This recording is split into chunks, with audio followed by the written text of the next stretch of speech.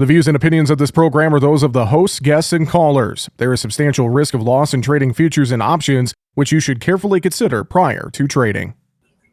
Tough day of the markets on Monday in grains in particular. A sharp sell-off was seen across corn, soybeans, wheat, you name it. Novi beans testing the $11 mark. December corn tested the $4 mark now. Price levels that I'm sure a lot of folks not too happy with. Some of that selling permeated over into cattle as well on Monday. Let's talk about it and discuss what's going on and where we go moving forward. Joining us for market analysis, John Heimberg with Total Farm Marketing. John, welcome into the show. And not a fun day to talk markets, that's for sure. Just a sea of red across the board. And it seems like in traders' minds, rain makes grain. That was kind of the overarching theme that I got anyway that triggered a lot of the selling in the grain trade on Monday, John. Yeah, I think that was the biggest thing, was taking a look at that forecast for a tropical storm or tropical depression or whatever that energy from Beryl is going to be when it gets into the United States. Obviously, they're making landfall in the Texas coast a little bit here this morning. And looking at that track, first off, looking up to going through Missouri, up into Illinois, Indiana, Ohio, just right in that area that wound up turning a little bit yellow on the drought monitor maps the last couple of weeks.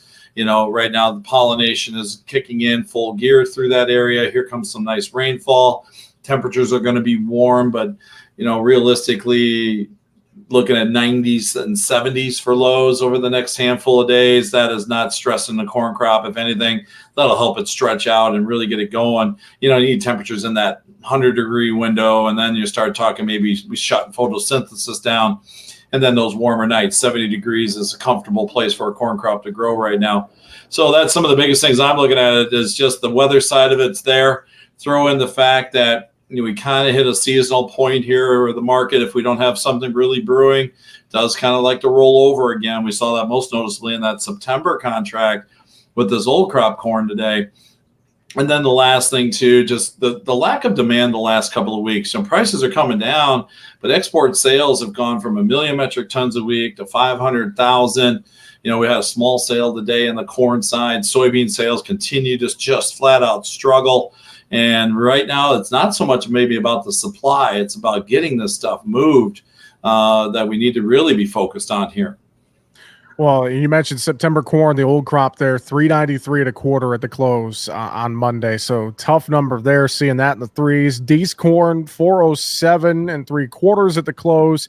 November beans, $10.99.5 at the close. So I look at some of those numbers. I got to imagine a lot of farmers already pretty disappointed with the current price environment on the board. Probably not going to be much happier seeing those numbers on Monday either. Those are some pretty tough psychological levels, it feels like to me, in these markets, John. Very much so. And you know, my recommendation today, getting the people in the corn market, and I sent out was just, and unfortunately we talked about this in January when they had the corn in the bin. Get some control on the unpriced bushels. Cheap puts, $4 puts today, 16, 17 cents. Have a floor. Our downside target, if we bust through the $4 barrier, is 350, 340 area. That's a definite landing zone here for a fall low in this window. You know, so at least get something working. I know we're not locking in profitability and more than likely, but I'd rather be sitting with puts that go worthless if we rally back to 450, or a put that's working for us if we go to 350, than having nothing in place and watching another 50, 60 cents disappear off the value of your operation. You know, same thing in the bean market. Just get a handle on the supplies that are not priced right now, just so we're not really watching this thing wash out. Now, I know we're getting to that window here too. You know, with the insurance, you know, February price was 466. Move today kind of opens up that, you know, that floor is kind of start kicking in. You know, but at the same time, let's try to maximize some revenue. If the market wants to go down, keep the puts in play, you know, and then we'll manage the other side of it after harvest. So, you know, that's at least my thought process right here, is just get a hold of those bushels overall. You know, there's just a lot of little things moving in the outside markets that we need to be concerned about here. You know, the Russian wheat story is kind of moving to the back burner. We got a strong harvest starting to brew here in terms of the SRW, and that's going to weigh on the market. We did see some nice movement in wheat demand the last couple of weeks, which we need to continue to see given the supplies coming in. Go to that soybean market. We got obviously 8 million or 8,000 or what 8,000 metric tons last week on sales, or really poor number on export sales. The biggest two items in that market that you may not be thinking about, the Brazilian real continues to struggle on the global currency screen. That keeps the Brazilian bean cheaper for the importer to buy. We actually saw talk last week, that China picked up 50 to 55, maybe as much as 60 cargoes of Brazilian beans. Some of that for August, but unfortunately a big chunk of that was for May and April on new crop beans. So that just closes that demand window for U.S. beans, at which they haven't still, according to the paper, bought one official China bean yet for new crop. Yeah, and just thinking about that demand picture, we're going to get updated WASDE numbers too on Friday. Could be a volatile end of the week after a volatile start. And yeah, John, I think about this, and to your points about managing the risk in here in unpriced bushels. I mean, I know a lot of folks aren't going to love the price, but then again, I mean, you got to be smart in this window and try to salvage what you can. You might not necessarily be making money, but you might not be losing the farm either, right, John? Unfortunately, it turns into a situation where looking at minimizing losses and versus just letting things roll at this time frame.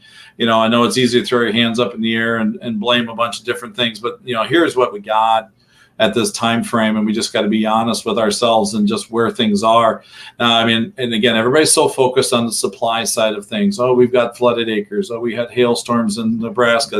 And again, those things on the individual basis for those producers are tragic, and I'm not trying to make light of them, but let's go look at the bigger picture.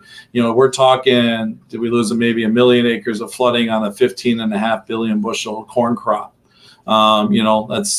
That doesn't even keep us under 15 billion bushels. So we still got a pile of corn out there. And there's going to be a lot of areas where they normally don't have strong production, that the process of a strong crop is in the works at this time frame. And unfortunately, that's going to compensate for those areas that, have not or been damaged.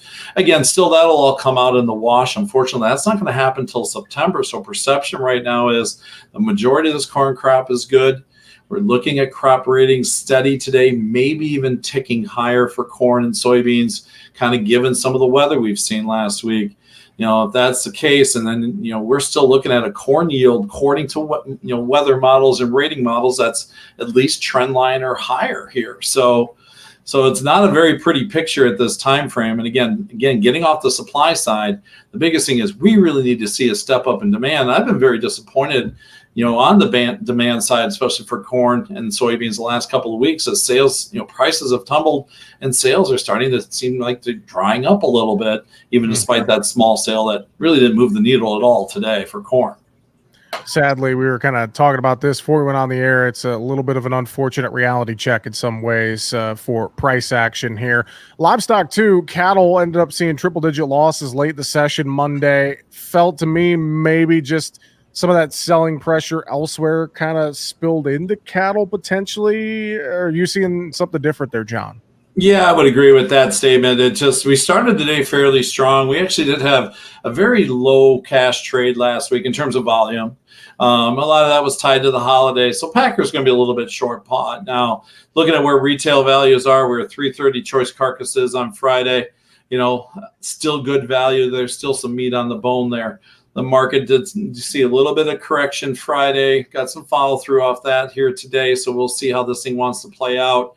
We're at some pretty good levels, though. I know I was targeting hedging some December cattle at 190, got that to fill on Friday. I was pretty happy about that. At the same time, we got good value here. This is an area you want to get those puts in. Our window on the seasonality side is getting tighter. Typically about the 1st of August is when we see this August contract kind of peak out. Today's price action does kind of make me a little bit antsy that maybe we need to start getting some puts bought in here, or building some more hedges for the end of the year, and just making sure we get some coverage in. Now, if that retail value starts slipping and we get back under 325 on a choice carcass again on just some weakness, we are through the July 4th holiday here now.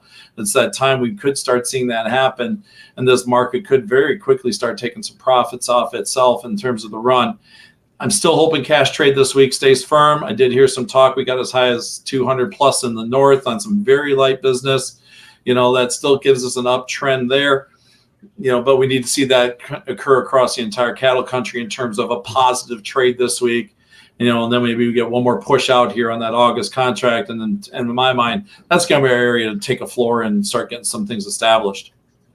Hogs felt like another consolidation day. There's been a lot of chatter that this market's looking for more demand. We had a marketing year high in weekly export sales last week, but apparently still hog trade just wants to kind of chop around in this window, John.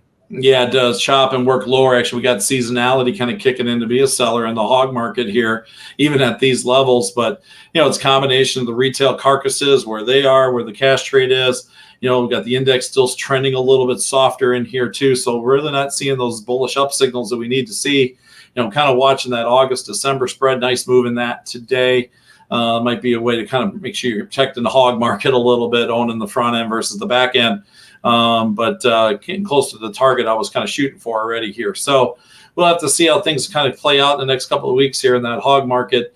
Again, just getting cautious again with that market, even despite the amount of demand or despite the amount of sell-off that we've seen overall, that we're still trying to find that floor in that market. John, tough day across the board Monday. Final thoughts for producers listening in real quick.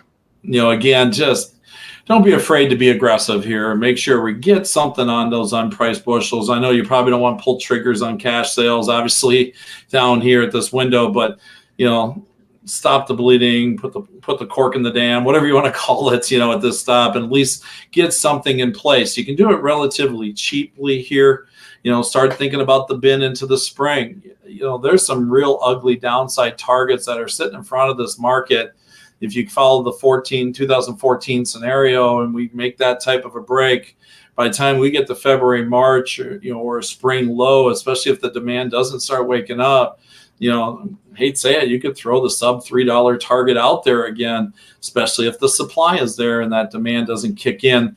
So those are things, there's still value that you need to get a hold of. But so manage those bushels, get some type of floor, hope it goes worthless and we find some traction and get some rally here that we can sell into. There will be a window. We want to start owning this grain market again. It's not here yet in my mind. Like I said, crop insurance is kicking in. We get to that fall low, we're going to want to buy some calls to protect crop insurance. Things like that are in play. But right now, just the way the money wants to flow, just the general perception of the marketplace is negative. And we need something to really change in terms to get that to turn. And I don't see that, at least at this time frame, on the radar. John, folks want to reach out, talk through some strategies with you and more. How can they get a hold of you there at Total Farm Marketing? Sure. Give me a call, 800-334-9779. Shoot me an email at jonh@totalfarmmarketing.com. And don't forget that website of ours, totalfarmmarketing.com. With that, John Heimberg from Total Farm Marketing. Always good to talk with you, sir. Thanks for joining us this week, and we'll talk to you again next week. Sounds good. Have a great week. Make sure to subscribe to the Market Talk YouTube channel. You can watch our latest interviews with top market analysts in the country, find bonus content, and much more. It's easy. Just go to youtube.com/@MarketTalkAg and hit the subscribe button. Or you can search for Market Talk Ag on YouTube.